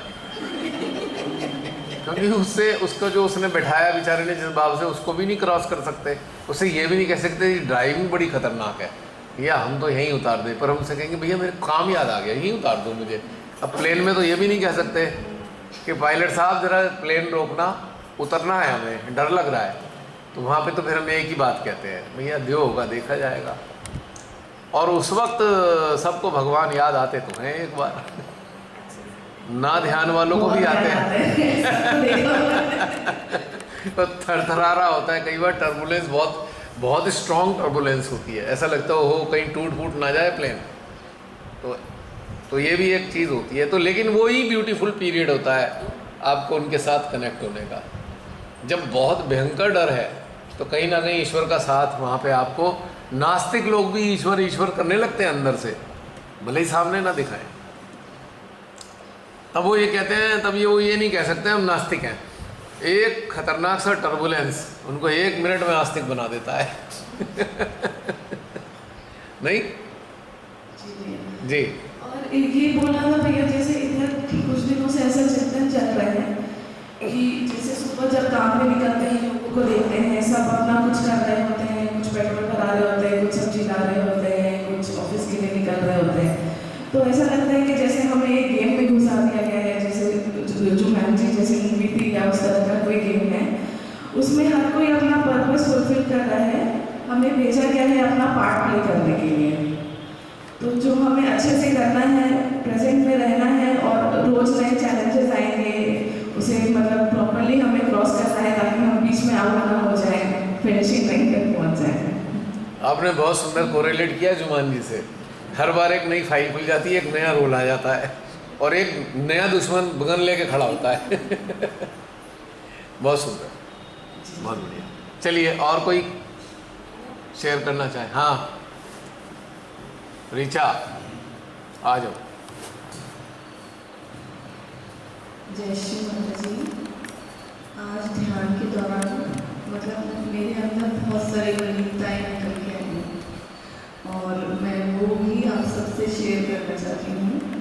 तो तो कल से नहीं थी, क्योंकि वो सभी ऊपरी सतह पे आ गई थी। मेरी पहली वर्कशॉप है, तो काफ़ी सारी चीज़ें मेरे अंदर जो पहले भी मुझे तंग करती थी और कल से बहुत ज़्यादा ऊपरी सतह पे आ गई। मेरे आँख के चक्र में बहुत मतलब ऐसे होता है कि कोई बात अटक जाती है और वो बार बार माइंड रिपीट करता है, बार बार रिपीट करता है वो, और मैं खुद परेशान हो जाती हूँ। मैं सोचती हूँ कि ये क्यों हो रहा है, और मैं कोशिश करती हूँ श्री माता जी से जुड़ने की, पर फिर भी मुझे वो मतलब कनेक्शन नहीं हो पाता, वो जाती नहीं है दिमाग से। तो अब आज जब ये ध्यान हुआ गंगा माँ का, तो वो मेरे अंदर से काफ़ी हद तक चली गई है, और मतलब मेरा माइंड जो था वो मतलब शांत हुआ और वो अटक नहीं रहा है। अब आज्ञा चक्र बहुत शांत है, खिंचाव है इसमें। और कल मेरी लेफ्ट आज्ञा में बहुत ज़्यादा क्लियरेंस हो रही थी, पेन हो रहा था। मैं कह रही थी जा क्यों नहीं रहा है, खिंचाव भी हो रहा था साथ में, पर ये नहीं जा रहा था। और मैं अपने आप से ऐसा लग रहा था कि लड़ रही हूँ कि ये कैसे जाएगा। तो वो आज मुझे बहुत हल्का अनुभव हो रहा है आज्ञा चक्र। मैं कहीं भी जाती थी, मेरा आज्ञा चक्र पकड़ जाता था बुरी तरह से, और आने के बाद पूरी बॉडी में से हीट निकलती थी। तो मैं ये सोचती थी कि क्या हो रहा है, क्योंकि मैं आज्ञा चक्र पे वो मेरी जो बातें अटक जाती थी ना, तो वो कंडीशनिंग के कारण था, मैं ये समझती थी, पर वो जा नहीं रहा था, समर्पण नहीं हो रहा था पूर्णतः श्री माता जी के श्री चरणों में। और वो गंगा माँ ने जो मेरी हेल्प करी है, उसके लिए बहुत ज़्यादा आनंद आया उस समय, जब मैं मतलब डाल भी नहीं दी थी उनके अंदर, और जैसे ही मैंने मतलब उसको पहचाना और एकदम से मेरे हृदय में आई जो मेरी मलिनता थी, वो धीरे धीरे अपने आप हृदय में गंगा माँ में विलीन होती चली। थोड़ा थोड़ा बाद में भी अटका, पर उसके बाद वो चला गया, अब नहीं आ रहा है। मुबारक हो, बाधा बह गई। बहुत बड़ी बाधा थी, बहुत बड़ी, और बहुत ज़्यादा सालों की थी ये, मतलब अब की नहीं थी, काफ़ी टाइम से था। मैं अटक जाती थी बहुत ज़्यादा एक ही चीज़ पे, तो मैं सोचती थी कि क्यों हो रहा है, जा क्यों नहीं रहा है। इसके लिए मैं इतना कह सकता हूँ, मेरे को जहाँ तक एहसास होता है, जब हम डिसकनेक्टेड होते हैं तो ये फिर ये एलपी रिकॉर्ड चलना शुरू हो जाता है, एक ही सुर बजता रहेगा बजता रहेगा बजता रहेगा। जैसे एक नशे करने वाले का ना अटक जाता है, वो एक ही बात कहता रहेगा कहता रहेगा कहता रहेगा, है ना, वही होता है ना लेकिन वो आप समझ नहीं पाते। आप अगर चेक करोगे तो आप डिसकनेक्टेड पाओगे अपने आप को। अगर आप कनेक्टेड हो तो ये नहीं अटकेगा, ये रिकॉर्ड नहीं बचता फिर। क्योंकि आप देखिए, आप गंगा की धारा से जुड़े, ब्रह्मांड के परे से जो गंगा आई, आप उससे कनेक्ट हुए, जो भी आपके अंदर चल रहा था उसने बहाना शुरू कर दिया, तो कहाँ अटके, वो तो बहा दिया उसने। लेकिन अटक कब गए, जब आ नहीं रहा, वहीं अटकते रह गए, ऐसे ही घूमता रहेगा घूमता रहेगा घूमता रहेगा। आपने कभी देखा है, जब आप लैपटॉप पे या कंप्यूटर पे बैठते हैं और इंटरनेट अचानक चला जाता है तो एक गोला गोला घूमता रहता है, देखा है वो, ये ऐसे गोल गोल गोल गोल गोल गोल। हम देख रहे हैं क्या हुआ, आप कहाँ अटक गया भाई, देखा ओहो नेटवर्क गायब है। तो जब ये डिवाइन नेटवर्क से आप डिस्कनेक्ट होते हो सहस्त्रार पे, तब ये गोला आज्ञा चक्र घूमना शुरू हो जाता है, हटता ही नहीं हटता ही नहीं हटता ही नहीं। तो अगर किसी को ऐसी चीज़ एविडेंट हो आपके अपने अंदर कि भैया अटक गए हम, तो वो तो घूमे जा रहा है, तो सीधा सीधा सारी चीज़ छोड़कर सांस रोको, सांस अंदर भरो और रोक लो। जैसे ही आप रोकोगे एक गोला घूमना बंद कर देगा, और उसके बाद क्या होगा, थोड़ी देर में एनर्जी डेवलप होगी, सेंट्रल हार्ट वैक्यूम बनाना शुरू करेगा, और उसके बाद सहस्त्रार ढेर सारी एनर्जी को आपको, आपका सेंट्रल हार्ट चक्र बहुत सारी एनर्जी को अपने अंदर लेगा, और वो जो गोला गायब हो जाएगा। फिर वो घूमता हुआ कर्सर नज़र नहीं आएगा, कर्सर ही घूम रहा है, हाँ नेटवर्क नहीं है। तो अभी समझो ना इस भाषा को, हम इसको डिकोड नहीं कर पा रहे कि नेटवर्क की डिमांड कर रहा है, हम परेशान हैं भैया कहाँ अटक गए।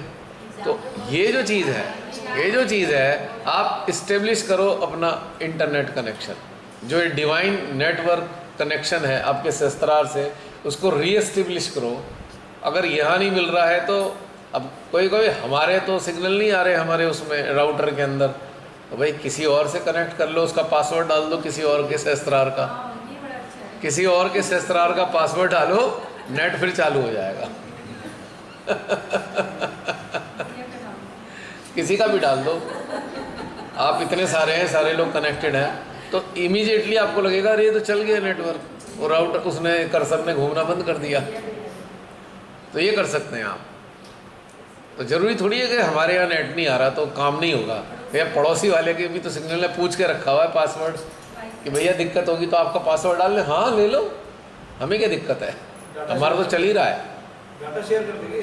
और दूसरी बात पूछेंगे आप कौन सा प्लान है, कितना डेटा मिला है, तो मेरे जैसा कहेगा अनलिमिटेड वाला है मेरे पास, कितना ही चला लो। ये गवर्नमेंट ने तो फ्री वाईफाई दे रखा है। हाँ ये भी फ्री दे रखा है शिमाताई में, पूरे वर्ल्ड को दे रखा है ये। कम लोगों के पास है वो। हाँ वो ऐसे फ्री माँ ने तो कब से दे रखा है कि लोग लेकिन अप्लाई नहीं करते इस वाले नेट के लिए। चलिए हो गया, चलो और कोई।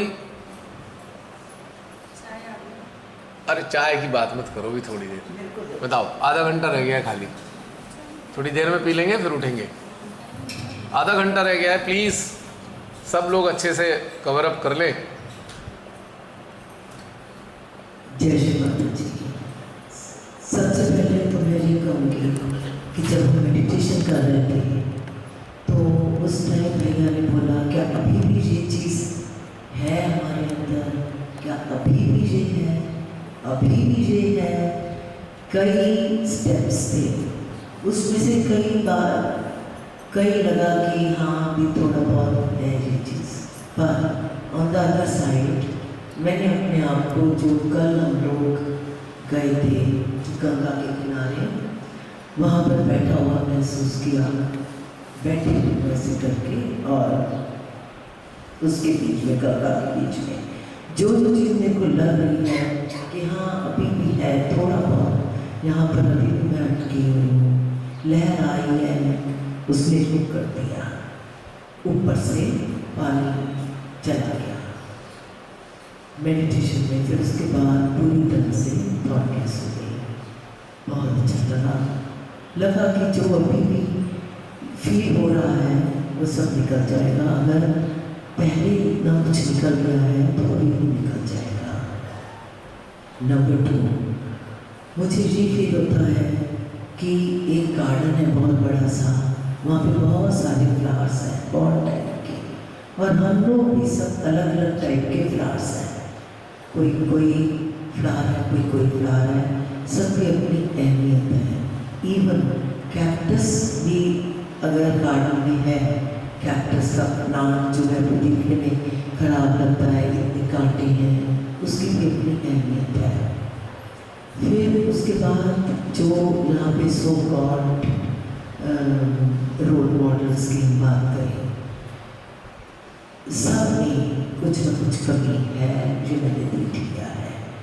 दूर से देखो तो लगता है कि हाँ बहुत अच्छे हैं, पर उनके इन एंड आउट जब बहुत क्लोज जाते हैं तो दिखता है कि हाँ ये इनमें कमी है। फिर वहाँ पर हमें होता है कि जो उनकी अचानक है उनको हमने फॉलो करना है। बस कमी ये भी मेरे अंदर आ गया है कि भगवान ने किसी इंसान को स्वतंत्र संपूर्ण नहीं बनाया, ना वो बनाएगा। किसी ने अगर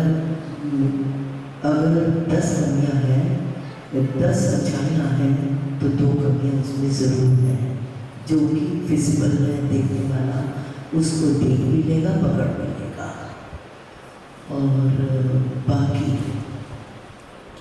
यहाँ का जो प्रोग्राम हुआ अरेंजमेंट्स के बारे में मैं बोलूँगी। सबसे पहले तो ये माँ का थैंक्स शिवानी जी का, जिन्होंने इतना अच्छा प्लेटफॉर्म बनाया, तो हमें लेकर आए, क्योंकि पिछली बार का प्रोग्राम मेरा सब बना हुआ लास्ट मिनट में कैंसिल हो गया था। अब की बारी जब मैंने अपना सब कुछ करवा दिया, मैंने मदर को बोला मदर अब की बारी कोई फिक्र ना मेरा प्रोग्राम थ्रू करा देना ज़रूर। तो वो प्रोग्राम भी हो गया, यहाँ पर आ भी गए और यहाँ के अरेंजमेंट्स, यहाँ का हर चीज़ बहुत अच्छा लगा। सबसे पहले माँ का थैंक्स, बनाया प्रोग्राम हमें यहाँ की कराया। उसके बाद मीनाक्षी का थैंक्स, उन्होंने इतना अच्छा प्रोग्राम, इतना अच्छा अरेंजमेंट करवा दिया। भैया का थैंक्स, जिन्होंने इतना अच्छा कंडक्ट किया। बहुत कुछ अभी भी प्रॉब्लम्स थी, वो काफ़ी क्लियर हुआ, क्लैरिटी आई। और यहाँ के जो अरेंजमेंट्स के बारे में है, नाइस फूड, नाइस मेन्यू, बहुत अच्छा खाना था, बिल्कुल homemade, no extra spices, oily, और हमें बहुत अच्छा लगा। यहाँ का stay very neat and clean, यहाँ का staff, owners, everybody was so good, so nice. Staff is also very good. कुछ भी कहो, हंस के काम करते हैं। और बाकी कलेक्टिविटी का बहुत थैंक्स, हमने बहुत एंजॉय किया, बहुत पाया, बहुत अच्छा लगा।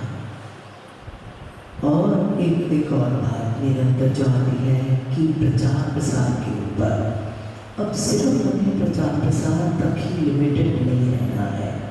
उसके बाद वही बात है कि हाँ ठीक है बताते जाओ, पर हमें अब देखना है कि हमारे ऊपर कुछ लोग जमने चाहिए, उनके ऊपर थोड़ी मेहनत करनी चाहिए। प्रचार प्रसार तो बहुत होता है, लाइक मैंने कल भी बताया, स्कूल्स में मैं जाती हूँ तो स्कूल के बच्चों को बताया, बस बता के आ गए और अपनी वेबसाइट भी बता देते हैं कि ये हमारी वेबसाइट है, आगे बढ़ना है तो आप यहाँ पे जा सकते हैं, पर एक एक के ऊपर हम वर्क नहीं कर पाते हैं।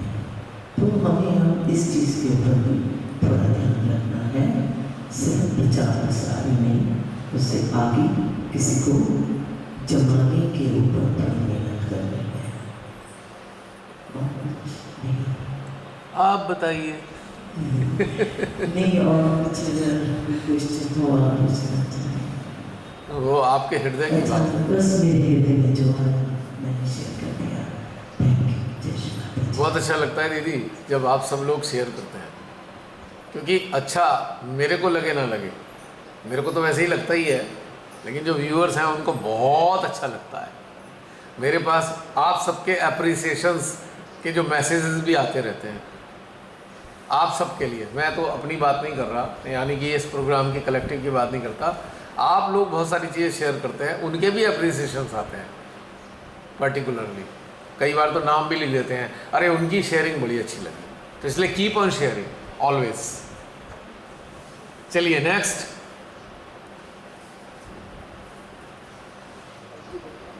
हमने आधा घंटा डिले किया है और आधे घंटे में हमें ग्रेस पीरियड मिला है कि आधा घंटा और हमें शेयरिंग के लिए मिल गया है।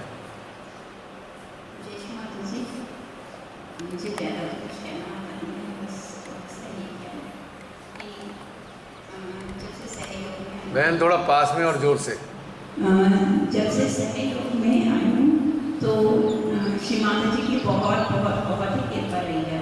मुझे ऐसे लगता है कि मतलब मैं इतनी अच्छी सहयोग नहीं हूँ, लेकिन श्री माता जी की पूरी कृपा, मतलब ऐसे लगता है कि लाइफ के हर स्टेप पे श्री माता जी मेरे साथ हैं।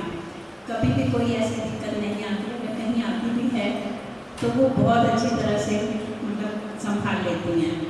तो और सहयोग में मतलब जैसे आने का ये है कि पहले तो वही जो होता है आम बेसिक्स है योगा वही करते रहे काफ़ी टाइम, लेकिन जब से थोड़ा मतलब वर्कशॉप वगैरह यूट्यूब से देखी तो अच्छी लगी और वो मैं देखती रही और वर्कशॉप भी अटेंड किए 3-4, तो उससे मतलब बहुत ज़्यादा मतलब फ़र्क पड़ा।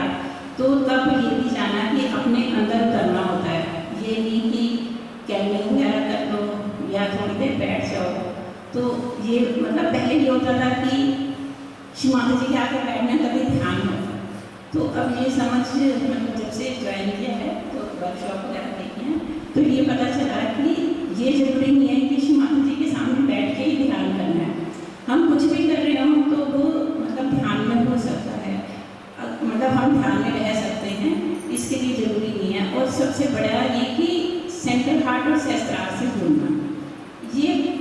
बहुत ही अच्छा लगा मुझे कि मतलब पहले तो ये था कि बैठ जाओ, लेफ्ट राइट क्लियर कर लो, ये कर लो, वो कर लो, लेकिन अब ये है कि सहस्त्रार और हृदय से, मतलब कई बार ये भी होता है कि नहीं जुड़ पाते, लेकिन कोशिश अपनी तरफ से रहती है। तो और जैसे नहीं जुड़ पा रहे तो मैं क्या करती हूँ कि जैसे किचन में काम कर रही हूँ तो श्री माता जी की कोई प्रवचन चला लेती हूँ, या फिर भैया की वर्कशॉप या एक्सपीरियंस वाला जब सुनती हूँ तो बहुत अच्छा लगता है। तो उसमें ये है कि जो एक्सपीरियंस इतने बढ़िया होते हैं ना कि कुछ स्तर के जो मैंने फील नहीं किए होते, लेकिन उसके सुन के, उनको सुन के भी ना मुझे मतलब दिल में इतनी खुशी होती है ना कि जैसे वो मेरे साथ हुए थे। तो मतलब ऐसे बहुत ही फर्क पड़ा है जब से ये वर्कशॉप वगैरह अटेंड की हैं। और ये जो मतलब ये है कि अटेंड करना जैसे वर्कशॉप, तो प्रचुर श्री माता जी की इतनी कृपा है कि मतलब हस्बैंड सहज में नहीं है, लेकिन उन्होंने आज तक कभी मना नहीं किया, बल्कि मतलब कहीं छोड़ने जाना होगा छोड़ भी जाएंगे, ले भी आएंगे। तो इसलिए मैं मतलब जैसे वर्ष मैं अपने आप ही डिसाइड कर लेती हूँ कि हाँ मैं तो आऊँगी वर्कशॉप पे, उनको बाद में बताती हूँ कि ऐसे ऐसे प्रोग्राम बन गया, क्योंकि पता है कि वो कोई मना नहीं करते इस काम के लिए। तो और साथ में ये भी है कि वो सहज में नहीं है। पहले मैं उनके पीछे पढ़ती थी कि आ जाओ सहज में आ जाओ, तो लेकिन अब ऐसा नहीं करते, क्योंकि अब मुझे समझ आ गया है कि जैसे मैं देखती हूँ कि कई सहजी भी हैं, लेकिन वो मतलब एक अच्छे इंसान नहीं है, सहजी तो हैं, लेकिन मतलब मेरे हस्बैंड जो हैं वो सहज नहीं है, लेकिन उनमें सहज के सारे गुण मतलब इतने वो हैं, तो इसलिए मैं आपको कहती ही नहीं हूँ कि सहज में आ जाओ, जब उनका टाइम आएगा तो वो अपने आप आ जाएंगे। बस यही कहना था मुझे कि अब वर्कशॉप में ये है कि वर्कशॉप में आते ही मतलब ना बड़ा अच्छे से एक निर्विचारिता आती है, और यहाँ ऐसे टाइम नहीं चलता, पता ही नहीं चलता, इतनी निर्विचारिता और मतलब एकाग्रता जिसे कहते हैं कि मतलब पता ही नहीं चलता, यहाँ ऐसे लगता ही नहीं कोई अपना नहीं है, सब ऐसे लगता है कि सारे अपने ही हैं और उनके साथ टाइम बिता के। और अब ये भी अच्छा लग रहा है कि जब एक वर्कशॉप हो रही और दूसरी वर्कशॉप के लिए अगर डिसाइड हो जाता है ना, तो एक तसल्ली हो जाती है कि हाँ और इस बार तो ऐसे लग रहा है कि जैसे 2 वर्कशॉप डिसाइड हो गए, तो लगता है बोलो ना क्या लगता है। डबल